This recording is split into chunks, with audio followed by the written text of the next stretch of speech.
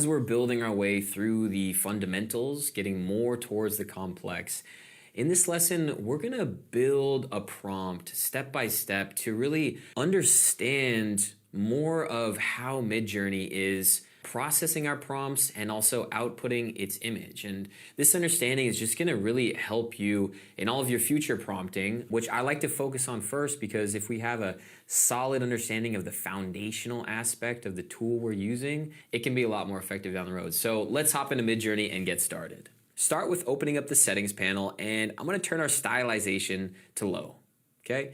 Now, let's start with our prompt, /imagine. And the prompt I wanna start with is very open, leaving Midjourney to a lot of its own interpretation. So we're gonna type in a woman in the desert. So here's our output.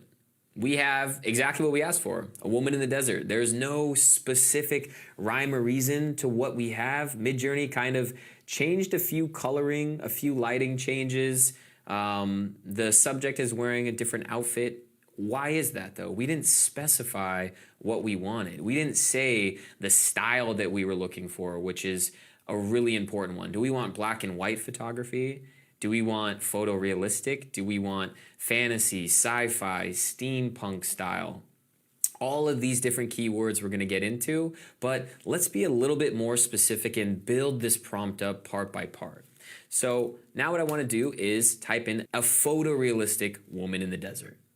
So now we're getting somewhere. We went from a very neutral, very ambiguous image where there was no real personality, there was no style, there was just a feeling of kind of desolation and no description here. There's no specific emotion being created from these images. Now, when we type in a photorealistic woman in the desert, we're giving Midjourney a direction to go in when it comes to the stylization, which is gonna evoke an entirely different emotion.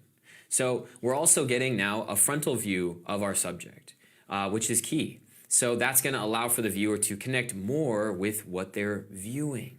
So now that we have this updated one, let's take things one step further. We have our subject, we have how we want our subject to be seen in the style choice.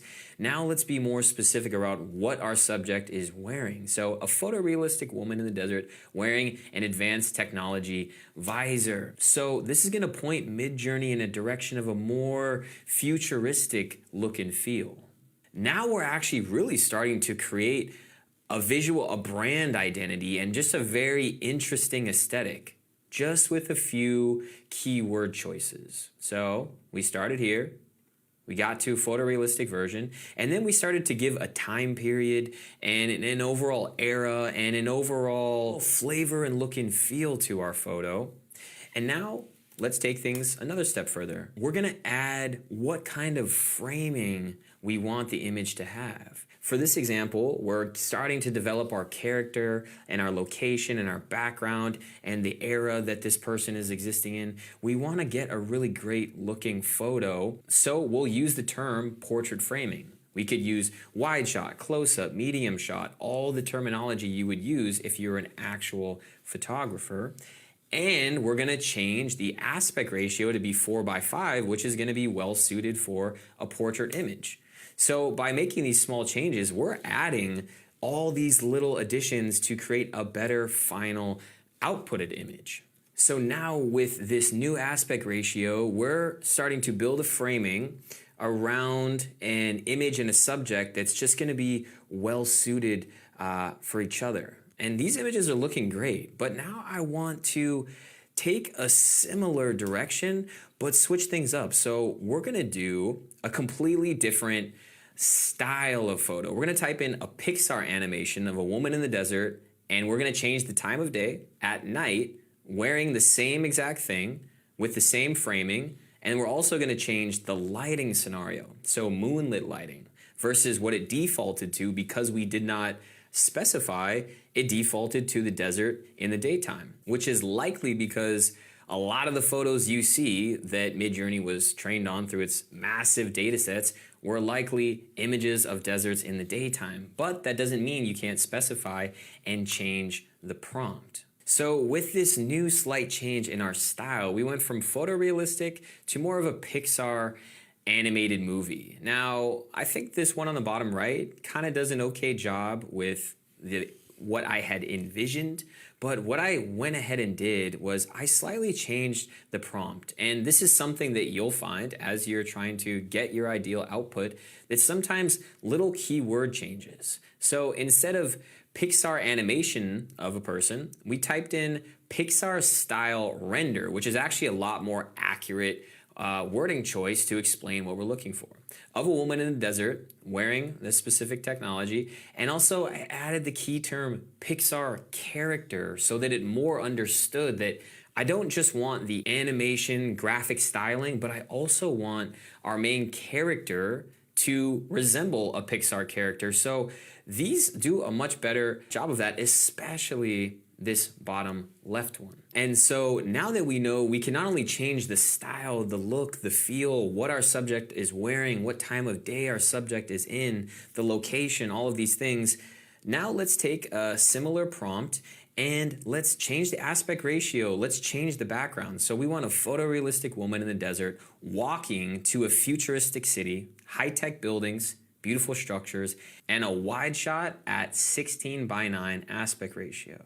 So this similar prompt, but with these little keyword changes, are gonna make a massively different final output. Here's what we got. So we technically have the same character, a similar subject, but in a completely different environment. Even though we kept them located in the desert, now we're having basically a scene from a movie. This could be for Dune or Star Wars or anything like that.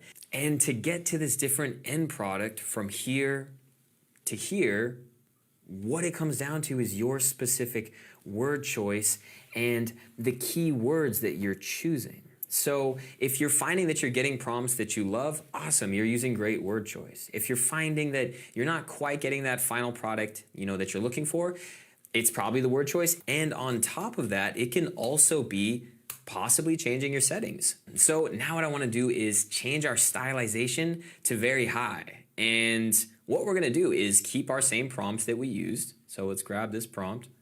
Let's re-input it, but now our stylization is set to high. And let's go ahead and do the same for one of our more basic prompts towards the beginning of this lesson. And we're going to see the difference in how much of a creative liberty Midjourney took with this creativity change.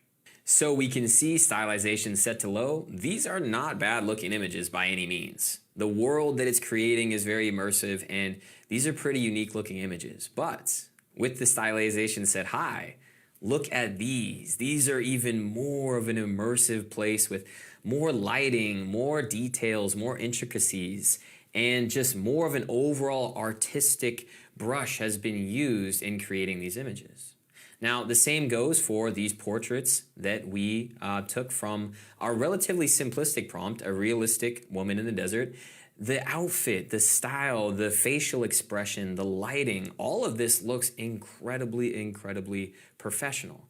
So the takeaway here is dialing in the right keywords for your prompts, trial and error, reiterating, trying again and again, and also using the settings and the aspect ratio to your advantage.